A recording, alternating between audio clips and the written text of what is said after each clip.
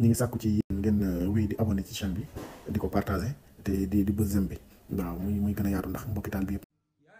asalaamaaleykum wa rahmatullahi wa barakaatu bokki jullit yi bokki taalibe yi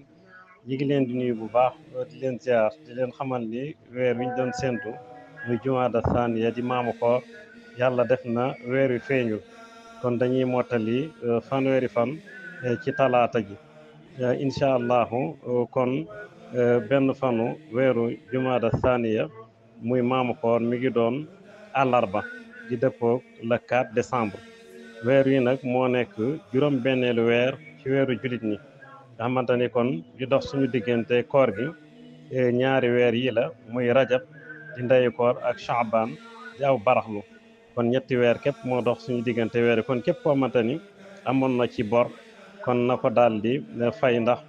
ba boru koor ndax léegi koor gi ñëw su ko defee nag di ñaan suñu borom bi dara taw mu defal ñu ko weeru xéewar ak barke ak naataange wasalaamaaleykum wa rahmatulah. ñi ngi sàkku ci yéen ngeen wéy di abonné ci chaîne bi di ko partagé te di bës j'aime bi waaw muy gën a yaatu ndax mbokki taal bi yëpp mën cee jot mën cee jëriñu.